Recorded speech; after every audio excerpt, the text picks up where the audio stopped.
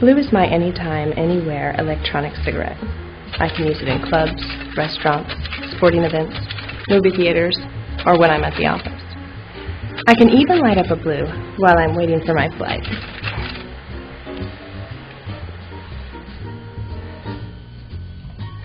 When I get the urge, I grab my blue. MusicSceneTV starts now.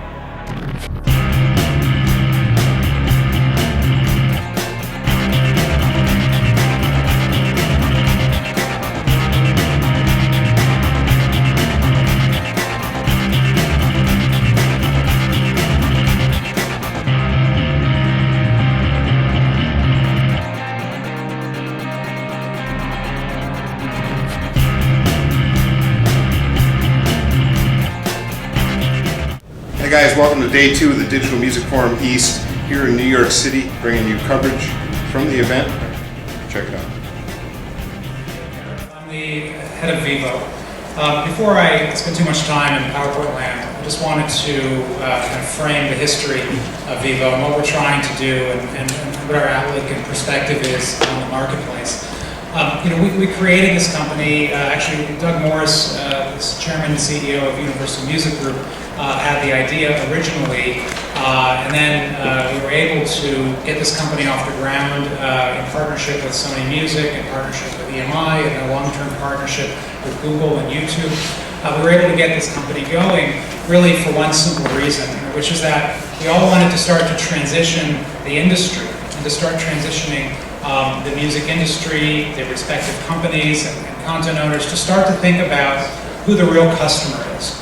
The real customer for the last 100 years in the music business, specifically in the recorded music business, it has been the retailer, the Walmarts, the iTunes, the Best Buys, the Targets, the company that buys the music and sells the music to the fan who wants to buy music. And really, what I've tried to do, what we've all tried to do with Vivo, is to use it as a catalyst to start to think about our customer differently. Because the customer is no longer just the retailer. The customer is really the fan who loves music. The customer is the largest audience in the world. It's everybody who loves music. Not the people who buy music, not the people who want to own and collect music. It's about thinking about your customer differently, about thinking about the fan who loves music and nothing in between, between that connection between the fan and the artist. So we wanted to start to facilitate that, to think about the customer differently, and to transition the record companies and the music industry into a much greater focus on that critical part of the ecosystem. So we also saw a lot of things that we wanted to do in the marketplace that just weren't happening. We thought that it was odd that music videos and music programming were so popular. It was popular programming on YouTube. The consumption, the views, the amount of downloads, the amount of streams, it's just ravenous. Billions and billions of views and streams worldwide. But what we saw, we saw such a large audience, we saw that brand advertisers who ultimately are trying to reach passionate audiences of a certain demographic, who found that they didn't value music. They didn't value music videos. They had a hard time seeing how that particular opportunity, that particular type of content, that particular type of programming was valuable. And so it was odd for us on the music side to comprehend that. Why would they value the season premiere of Lost or Jersey Shore, for that matter, but not really value an aggregation of music videos that really can reach lots of people? So we had a hard time understanding that initially. And ultimately what we wanted to do was to reform and restore what we call the premium luster around music, to recondition the marketplace so that premium brand advertisers really saw value in this audience and they saw value in this type of programming. Why? Because we wanted to create a bigger business, because music videos, for 30-something years have been free to view for the person who loves music. But there really has not been a concerted focus on building a large business around these audiences. And as you know here, The business of music is growing, the business of music is good, it's the business of recorded music, which is having some challenges. So if you're in the music business, if you're in the recorded music business, you're interested in diversifying, you're interested in growing, you're interested in finding new opportunities to generate value on your catalogs, value for your compositions, value for your sound recordings. And so that's why we wanted to do this. We saw an incredible amount of consumption, ravenous popularity. We just saw that the business behind it was could use some adjustments, could use some tweaks. We also, though, wanted to make sure that we weren't changing people's behavior. We didn't want to tell the fans they couldn't do anything. We didn't want to tell artists they couldn't do anything. We didn't want to take anything down from anywhere. Because I just don't believe that's what's the right thing for the fan, and I don't believe that's what the right thing for the artist. And my philosophy, on the web is that things just flow a certain way, and people are going to do whatever they're going to do. And to try and change their behavior and tell them that they can't do something that they used to do, that they can't do something that they're comfortable with, I just didn't think that that seemed right. So I'm talking about our underlying operating philosophy at Vivo, which is that we only do what's best for the fan who loves music. We don't think about how do we protect old businesses. We don't think about how do we sell more music. We don't think about what's best for the record company. We really just think about what's best for the fan who loves music. Whether they buy it or not is almost immaterial to our business.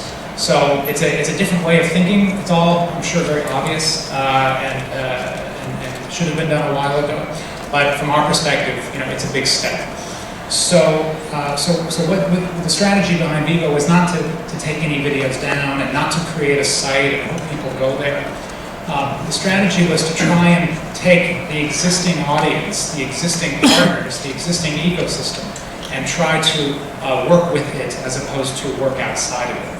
And really what that means is that you have to figure out how to make it work with YouTube, right? Because YouTube is where we saw, really between 65 and 70% of music videos worldwide were being consumed and enjoyed and discovered across YouTube.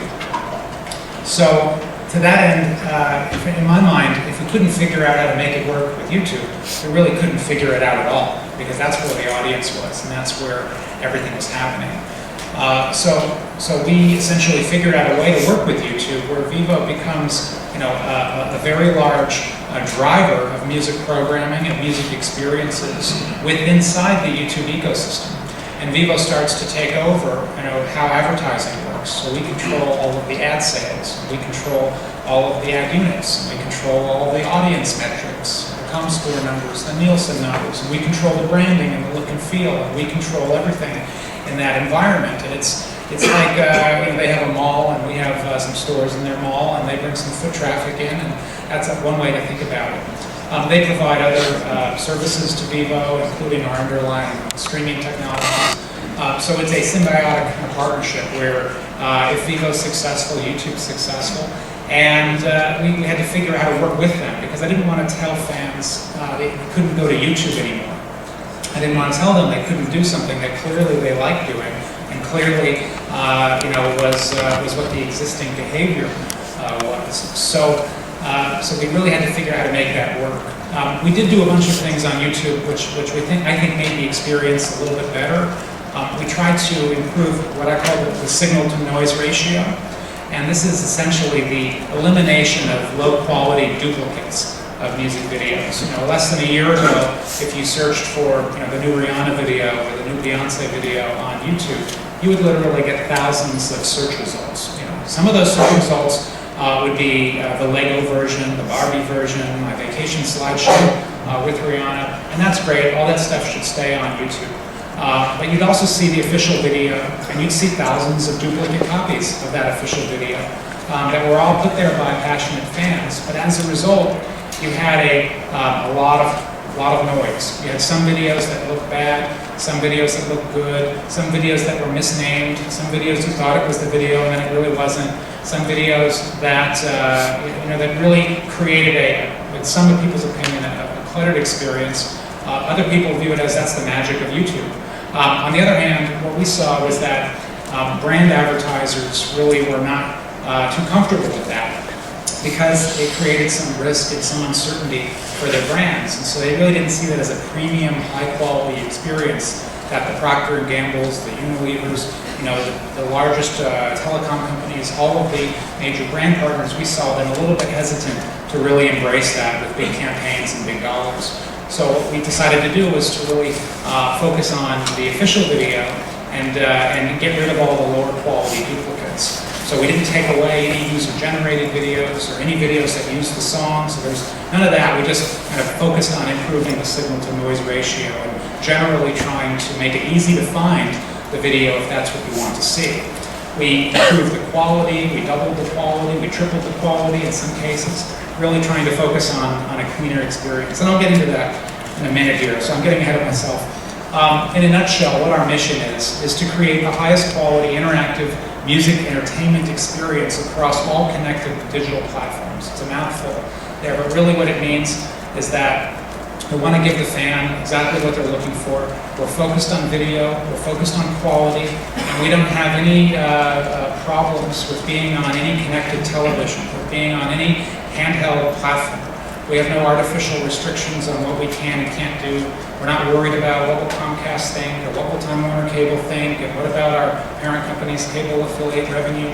We're really not worried about protecting or defending any old business. All we're focused on is what's best for the fan. We know the fan wants to get high quality music programming, high quality music experiences on every TV, on every phone, on every computer as they all become connected to the web. So that's what we're focused on doing.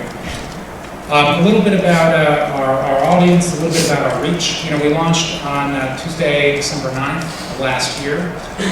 We had some launch hiccups, there's no secrets about that. We tried to do a lot in a short period of time, but really what happened was more people came to the business than we anticipated, which is a high quality problem to have. And what we thought was going to happen was that everybody was just going to keep going to YouTube, because why wouldn't they? That's exactly what they've been doing.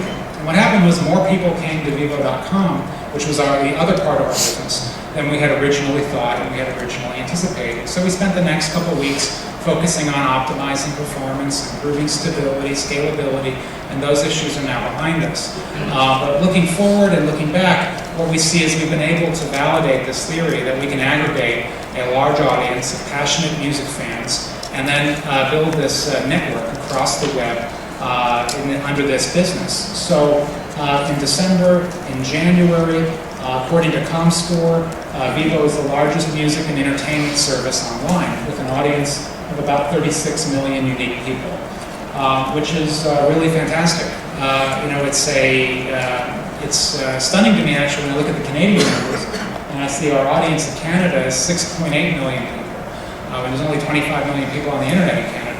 So it's really great to see that we've been able to aggregate this audience so quickly.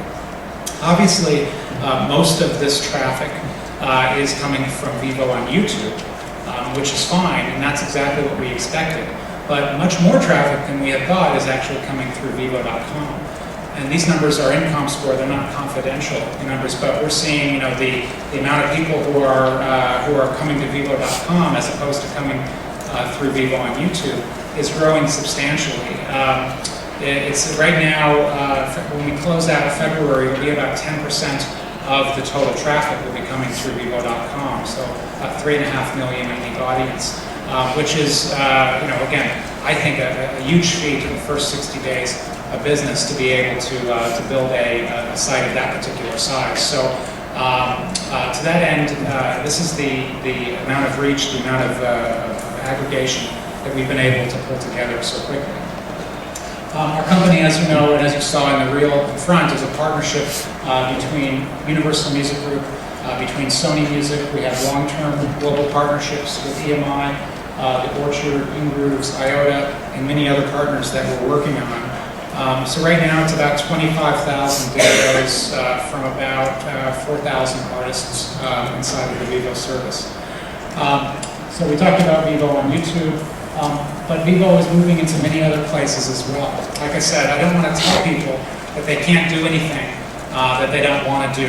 So if people are comfortable with YouTube, they should continue to go to YouTube. If somebody likes to go to Beyonce.com or Lady Gaga's website, they should continue to do that. If they like AOL Music, if they like Last.fm, if they like CBS radio websites, then they should be able to go there. We want people to do whatever they want to do and go where they're going to go, because that's what they're going to do anyway. So Vivo will power music video experiences in all of these places.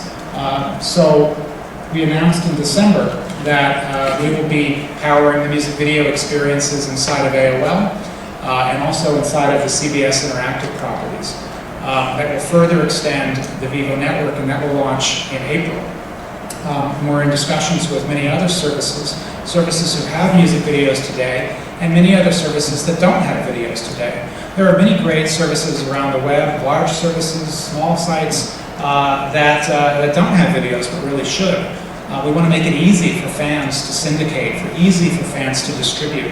There really shouldn't be any reason why we tell somebody they can't do something. So if somebody wants to be passionate and share a video, somebody wants to put it on their website, then by all means, Vivo facilitates that. So 100% of our videos are embeddable, everything is able to be syndicated, and we embrace that aspect of the physics of the web. I'm sure most of you have seen it. This is a snapshot of what Vivo.com looks like. Again, very clean, very simple, very focused on what I call a clean and well-lit avenue, safe for major brand advertisers, but with a pure focus on music.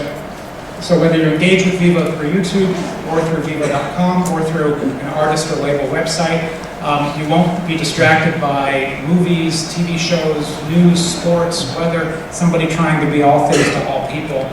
We think music is enough. We think music is a big opportunity, something that everybody on the planet enjoys. And so we also think it's different than TV. It's different than movies. And so we don't think it just belongs as another tab on a site. So from that end, Vivo is just focused on a high quality premium music experience. In the last week alone, I think we premiered over 6 new videos, Avril Lavigne, 2 Black Eyed Peas videos, Justin Timberlake, Timbaland, we had Justin Timberlake's fashion show, Santana, probably blanking on a few others, but we're finding that artists are really finding Vivo to be a great platform to launch new videos. And not just music videos, but new programming, new original efforts, and you'll see some of that here later in the deck. We're building on top of music videos, not resting on them. This was an example of the Grammy performances. This was Pink's performance, Glitter in the Air, which I'm sure many of you saw during the Grammys. I have this up here because it's an interesting thing to talk about. For 52 years, the Grammys have been around, and these performances, some of them are great, many of them are memorable, some are not so much, but these performances have really not been made available. They've not been made available for various reasons, but there are great ones out there that I think really should be unlocked and made available to fans. And so we were able to use Vivo as a catalyst to get CBS, the broadcast partner, to get Maris, the Recording Academy who produces the Grammys, to get all of the record companies who are involved, all to feel like this is the right thing to do, and to waive their blocking rights and make it so there would not be another nuclear winter where nothing happens here. So right away we were able to get high definition, high quality performances out from the Grammys. We were also able to get all of the old performances, a lot of the classic performances. We don't have every performance up yet, but this is an ongoing effort to really unlock great programming, new programming, and also classic programming that has never been available generally before. So I've talked about the Vivo Everywhere strategy, Vivo.com, Vivo on YouTube, Vivo powering artist and label websites, and this is an ongoing effort that we are engaged in. We want to be everywhere the fans are, we want to be everywhere fans want us to be, and that is our mission, and that is our charter. This slide probably won't be that legible here, but it's meant to talk about the amount of streaming we're doing. I've talked about the amount of people that are coming into the Vivo business, but what's really staggering to me every day when I see how many streams we're doing.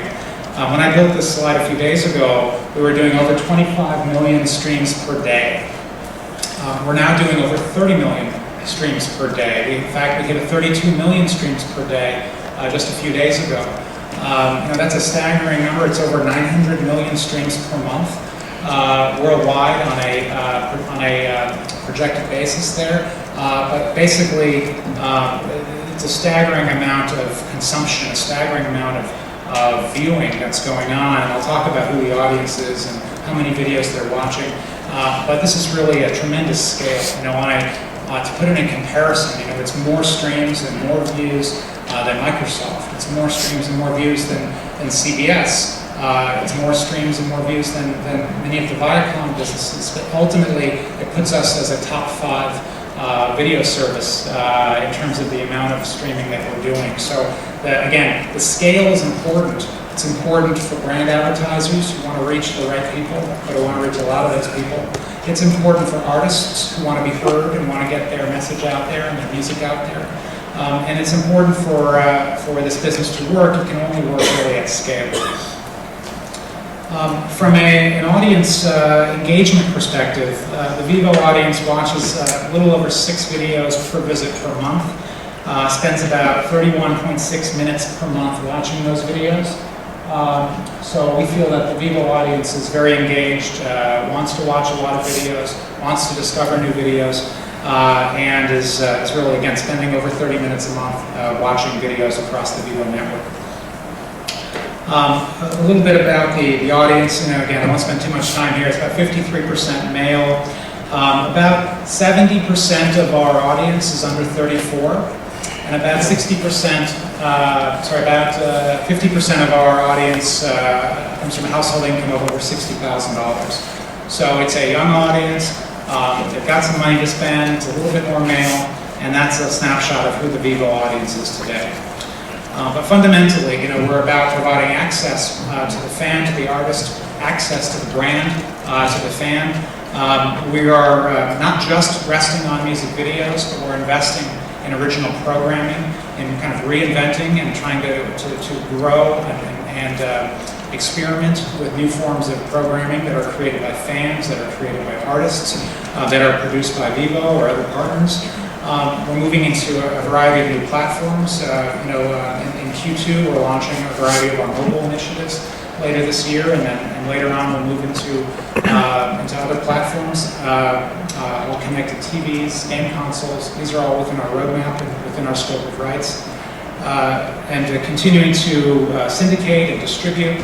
And we're also, we'll be getting into the live event business. We haven't announced this yet, but I guess I'm doing that right now. So we will be doing a number of live events through the Vivo platform later this year. This network, this business has been blessed to work with such a great team who has been able to bring in over 35 major brand sponsors and advertisers into the Vivo business so far. It's really stunning to see this many logos on the screen so quickly. I love going on sales calls. I meet with all of our partners. I'm having dinner tonight with AT&T, and I continue to evangelize and support our sales team with all of these advertisers who have embraced the Vivo strategy, see value in the audience and the scale of who we're trying to reach.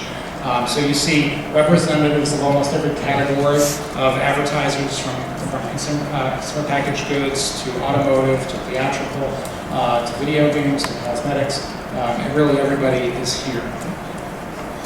A snapshot of kind of what our top videos are to give you a sense of what people are watching, what people are searching for. Lady Gaga, I think Ted from Interscope yesterday talked about how popular she was across Vivo. I'll say Lady Gaga is no longer 20% of our total views, but there was a time back in January after we launched when that was true for a week, in the height of the Bad Romance moment.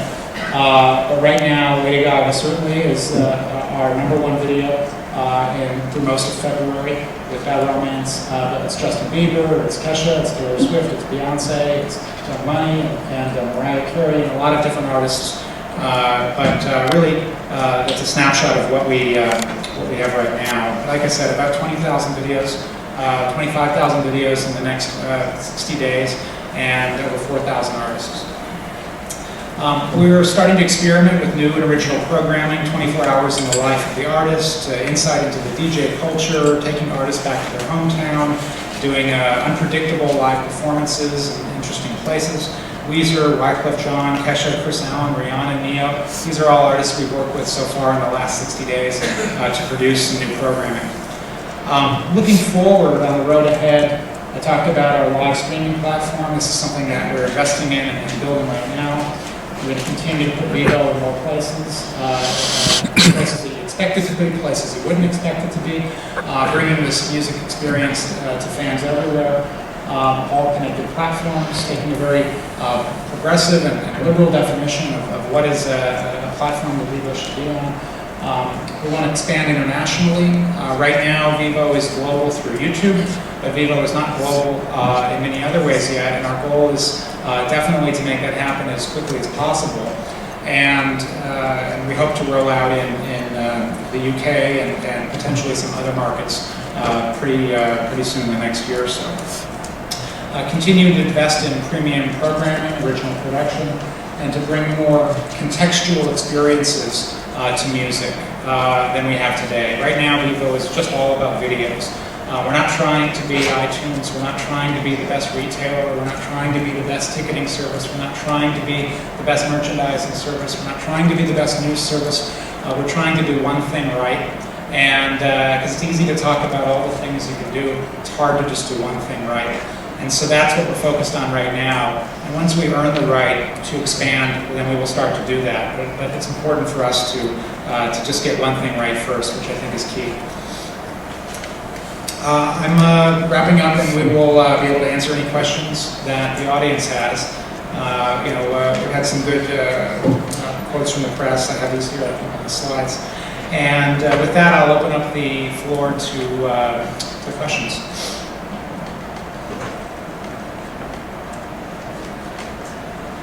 Hello. I saw that Vivo is planning on moving into connected televisions and mobile in the future. I know that video advertising on the web is a fairly advanced business, and we've got some good models for pre-roll and overlay. Can you give us any kind of idea about how Vivo is going to tackle revenue generation, advertising on things like connected TVs and mobile, where there's different challenges, especially with connected TV, where people are consuming the content in a different way. They're not in front of the computer, they're probably on their couch watching the way you watch normal TV. Therefore, web advertising isn't always applicable. So can you give us any idea of what sort of your plans are for that? Right. And it's a different experience when you're on a 60-inch TV in high definition and you don't want to click on anything and look at an ad. I understand it's a very different experience. We see that a lot of the premium brand advertisers we're working with, they want to be on those platforms. They want people to have a great experience around their brand. They want people to recall their brand and think fondly of it. But it's not necessarily about CPA models or other types of acquisitions or click-through models. It's really about a great experience for the brand in the context of a great experience in the living room. So we won't have exactly the same type of units and advertising in a connected Sony TV, for example, than we would online. But we definitely will have integrated advertising. And what we find is that a lot of these brands that we're working with, they want to be in multiple platforms. They want to buy Vivo, not just online, but they want to buy Vivo on the iPhone, they want to buy Vivo on the TV, and we'll sell them an integrated package where they can be with Vivo everywhere. So that's what we're doing, but it's still early days. We haven't even launched in those areas yet, so we're going to figure it out as we go. Could you talk a little bit about the Lyrics platform on Vivo, and if, as I read before Vivo launched, you could do multilingual applications, multilingual translations of the lyrics in the coming months or years? I don't remember multilingual, but we definitely have lyrics in some of our videos. We have a partnership with TuneWiki, who helps us with that. And I think TuneWiki on their own website enables language translations. Right now we only have English lyrics. And we have them in as many videos as we can get them into. Right now it's about 70% of our videos, I think. And we've integrated synchronized lyrics inside the video. You can turn them off if you don't like them. But that's just another thing that we've been able to do to try and make the experience a little bit better for people who love that. We can do 2 more questions. Okay. Just one question about CPMs. Can you describe what your target CPMs have been at this point, where you are now, towards getting to those valuations? I can't talk specifically about our CPMs, but I can say that we're selling a premium service at a premium price, and we're not interested in maximizing sell-through by lowering our prices. We're interested in establishing a bar that this is a premium experience that you can't get into on the cheap. So it's something that we don't allow ad networks really into the Vivo business. We don't want to be known for liposuction and teeth whitening ads across Vivo. We want to establish that this is again a premium experience. So the CPM ranges are, I'd say, for the most part, in excess of $20. Thank you. Adam Wexler with Rankin. For one, I know a lot of people have taken full advantage of YouTube's open API. How does Vivo fit into that? Are y'all going to do something similar? I may have missed it in general. And also, are any of these statistics going to be available after the presentation? Because you went through a couple of them kind of quick. Most of the statistics are available through ComScore. Some of the statistics that I rattled off, I'm sure will be in the press or on Twitter. So, but I'm not going to make the deck available for download, but it's out there now. Specifically, you asked about the YouTube API. We are, again, the philosophy is that we don't want to restrict the flow of Vivo, but we do need to figure out how to maintain the integrity of our advertising and the integrity of our brand. So we don't want the videos to be completely decoupled from everything else, right? Because then it doesn't make any sense economically, and we are trying to build a business. So we will restrict the availability of Vivo only when we have to, and only when it involves compromises that we find to be unacceptable, like primarily taking away our ability to build a brand or generate revenue. So we don't want our videos to be taken out of context of that, because they come as a package with our brand and with our advertising. So if people want to have Vivo on their site, we make it easy for them to embed the video. If they want to have it on their site and they're a big service like AOL or CBS, we can embed the entire Vivo service on their site. If people want to innovate and have interesting applications built on top of Vivo, it is something we want to do. We don't want to tell people they can't do that. And great ideas are there. We're just not there yet, where we have that available. But philosophically, we're not opposed to that. Real. Thank you very much for your time today.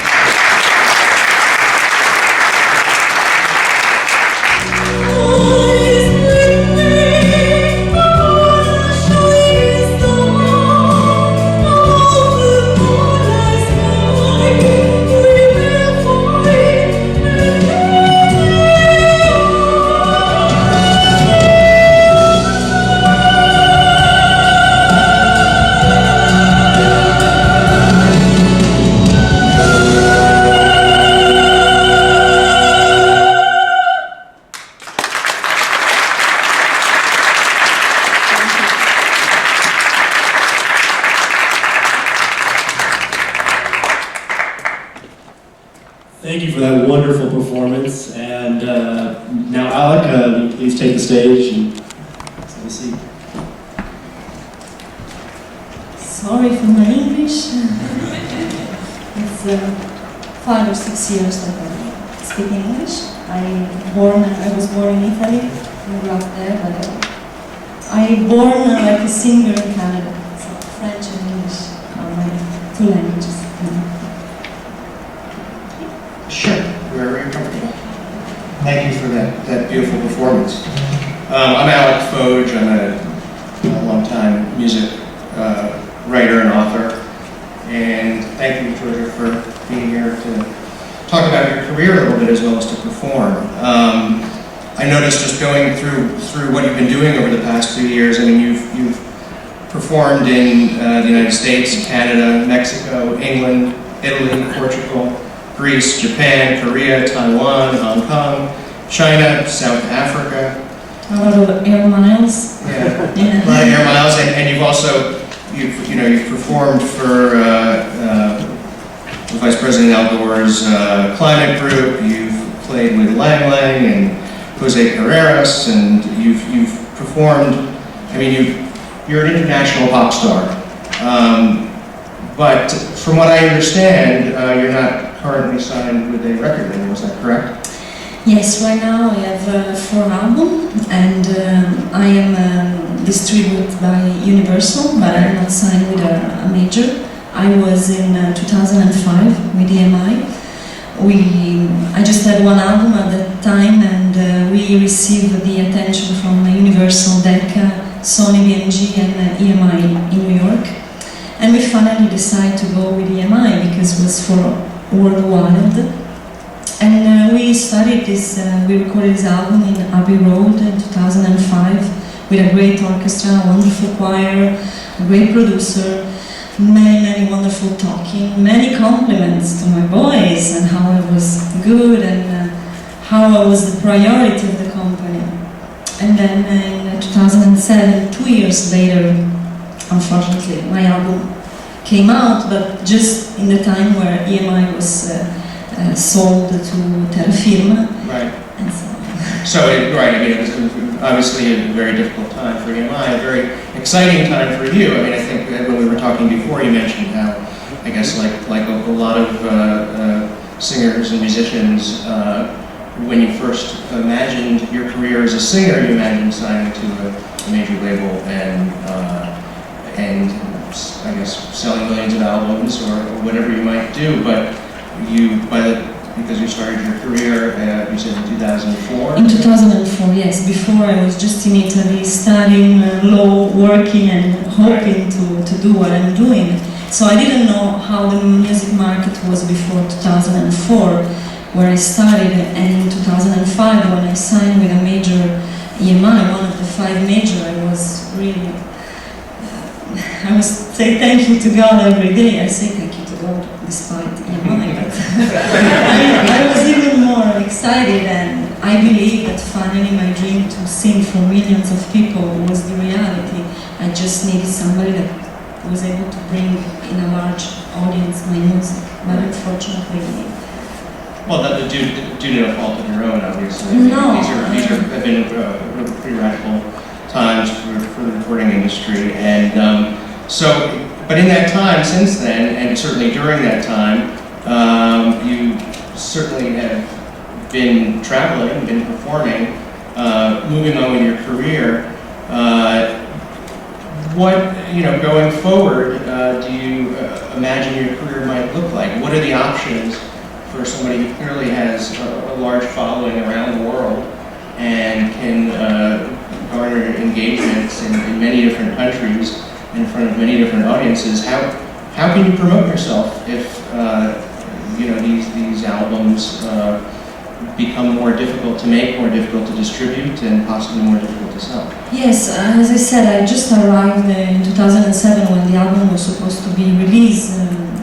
EMI was sold, so many people I was working, they were losing job, and of course that I couldn't think about my promotion. They just need to think about their own family and what kind of job I will do tomorrow. So I don't blame them. I just found that it was very sad for me that I was a singer, a person with a passion for music, a love for music, and a desire to share the music with millions of people. I just found so sad that people that were working in the music industry that didn't have at all the passion. They just was, of course, it's very important to think about the money and the business. It's a consequence of the success and the love, I believe. But for them, it was just like no passion for music. Let's do something just to save what we can save. It was very hard. Thank God I had a manager, and I have a manager that was very aggressive and that believed in me and respected me and understood why I'm doing music. And we just kept going, and he always told me that, good musicians, good singers. They will always have a place to sing.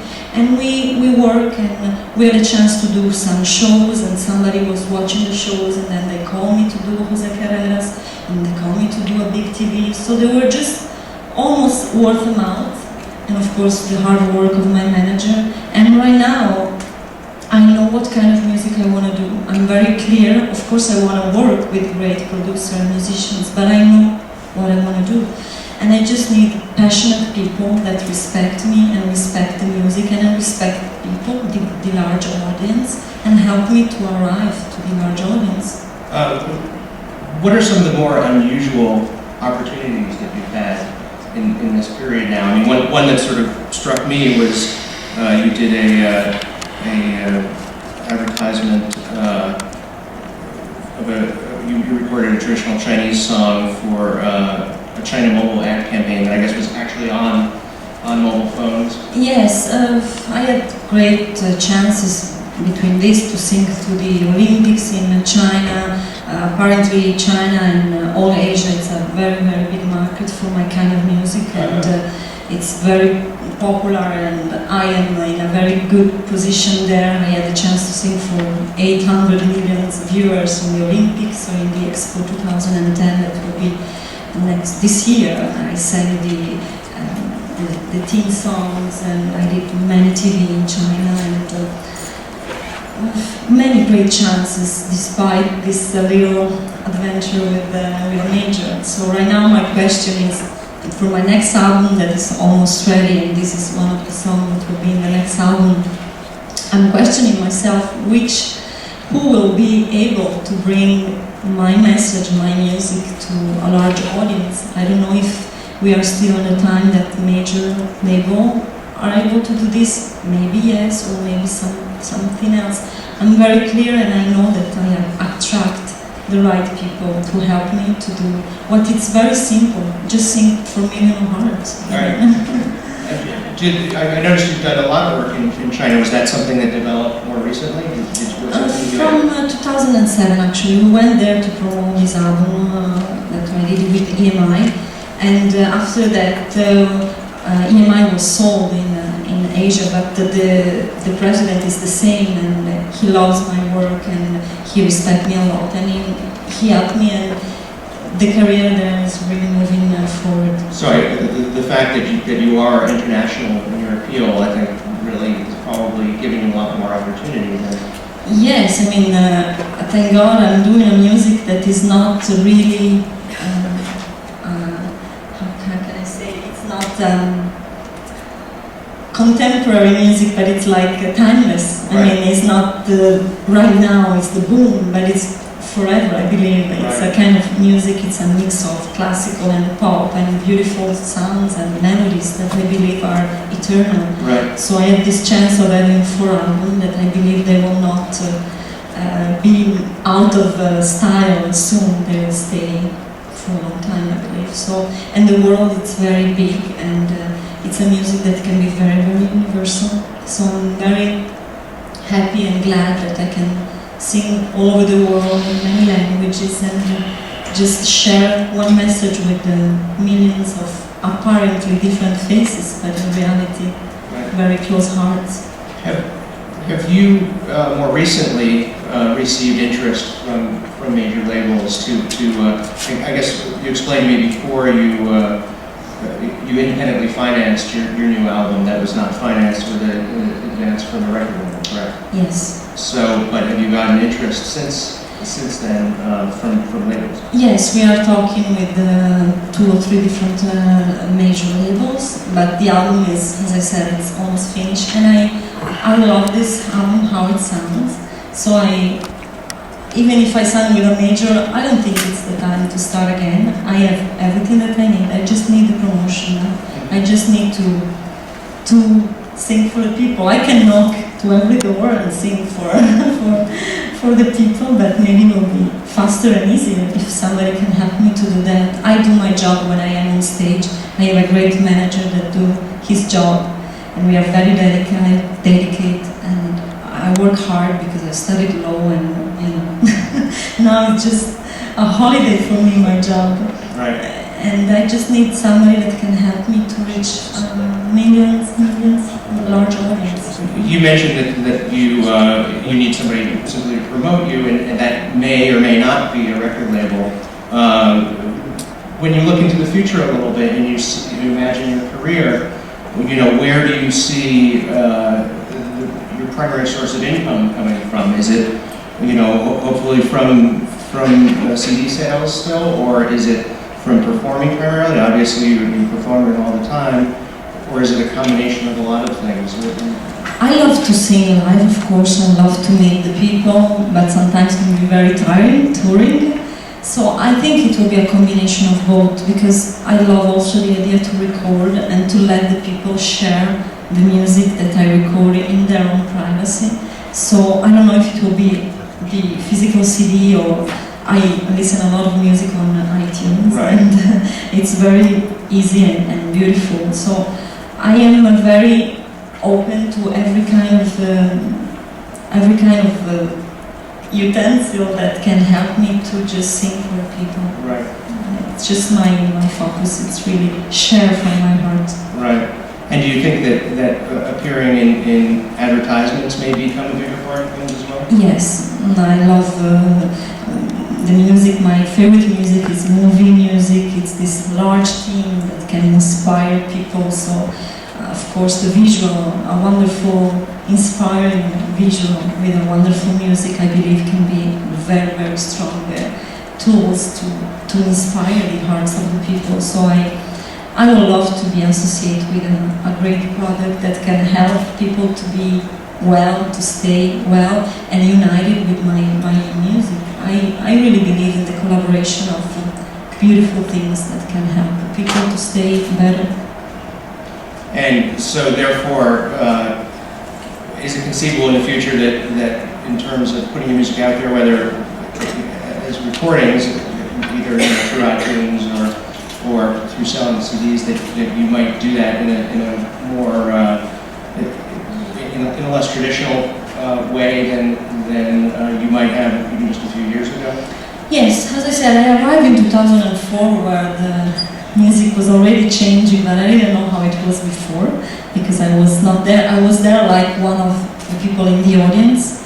So now I am in this side, and my focus is, again, it's very simple and clear, just to sing for millions of people. How it is, I let God and the universe and some great people that can help me to have the passion and the focus and be clear and respect the audience.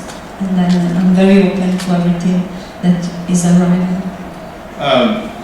When do you hope to have your new album come out? I think this year. Yeah. Yes, because we need just, I think, 20 days in studio to finish everything. Right. And I believe a lot in this album, and it's very international, it's beautiful. And I'm ready to share with millions of hearts. Yeah. Well, good luck with it. Thank you. I think maybe we should take some questions now, if anybody has some questions for Dorothy.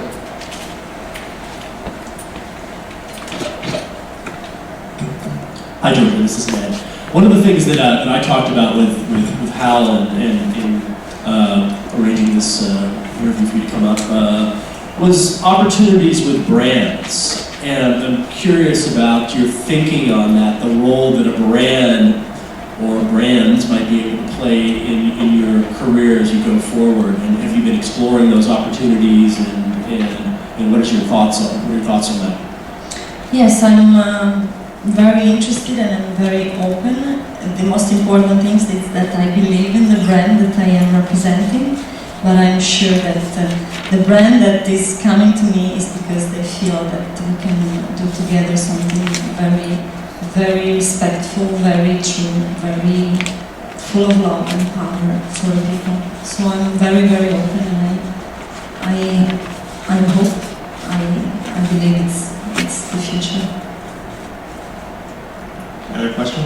Hi, yeah, I'm Erica Monday. I work for E1 Entertainment Distribution, formerly Koch, and we're the #1 independent distributor of music in the U.S. I just wanted to know if you had ever considered working with an indie, because we do a lot of great work, I think, with a lot of niche genres, such as, classical and jazz, children's, metal. You know, I think we're doing a really good job. So the music, you know, might be better suited for indie hip hop. Maybe if you ever consider that. Yes, as I said, it's maybe I answer like a child because my focus is very clear and simple. Just I'm here and I'm open to work with all the people that are able to bring my music in the respect of who I am and in the respect of the audience and in respect of the music, of course. So I'm very open. I'm not very business. My mind is more artistic, even if I was obligated to study law. I'm more artistic and I'm more in the feeling of the things, and I just believe that it's important to work when there's a good chemistry and everything then can be success. Thank you. Hi, I really enjoyed your performance. I'd like you to talk a little bit more about some of the differences in taste. Obviously, you're an international performer. You mentioned that I think in China you said some of the more sort of classical pop was popular there. Where are your favorite places to play in terms of reception of the genre? Yes, I really love a lot the Quebec audience in Canada, the French side of Canada where I live. The audience is very, very respectful and very open. And as I said, there is a lot of respect for the artist. But I love Asia a lot. The audience is very young there, especially in Korea. They call this kind of music pop opera. And the audience is very, very young, like 15, 16 years old. And many, many children, they are trained from 5, 4, 6 years old to play classical instruments. So for them, it's really like almost a Britney Spears all-time good music. So it's very interesting, but I believe that, you know, maybe in USA it's more 30 years old up. It's the beautiful things is that many times I had a chance to have in the audience from 8 years old to 45 to 65 to 80 years old people and up. So I feel very lucky because sometimes it's not a music that many people knows, but can be followed by very, very large age range audience. I'll just follow that up with who are your 3 favorite artists? Sorry? Who are your 3 favorite artists that you call influences? Barbara Streisand. I love Enya. And maybe Bono. Tina Turner, sorry. Last question. I love Bono. Question for you. My name is Elsie Malenko. I'm with Musicology and one of the media partners here today. Just wanted to know, what is your relationship with your fans? Like, how do you interact with your fans? You have MySpace page, Facebook, Twitter, all those sorts of things. Yes, thank you. Of course, Facebook and MySpace help us a lot. We had like 300,000 click fans and many listeners. And many times my manager was telling me, you know, if every of them would pay 1 cent, we will be so rich. But it's not just to be rich, it's just to be able to still do great music, because of course we need to pay to do the music and we need to have great musicians. So it's just a chain, and Facebook and MySpace was great, but I also love a lot the interviews. I love to tell sometimes to the audience how I really am behind my music, and to let them understand that we sing on stage and we sing so sometimes glamour, but in reality we are human beings walking on the same path. And my music is a very important tool to let them understand how the people is important, how the audience is important for me, because, you know, I sing for them and just they're very important.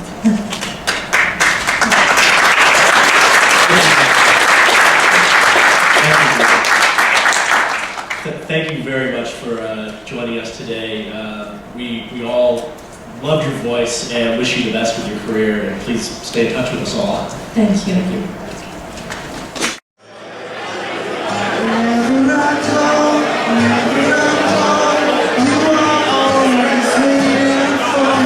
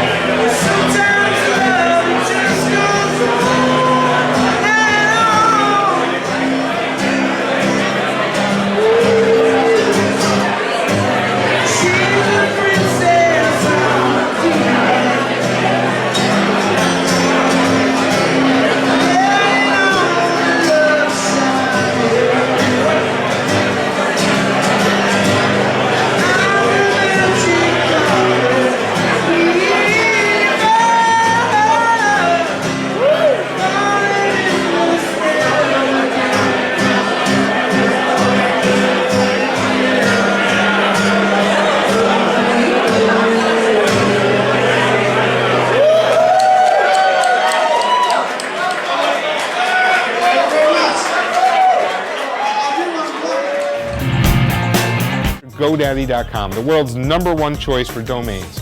And for the best customer service and support in the business, you have to GoDaddy.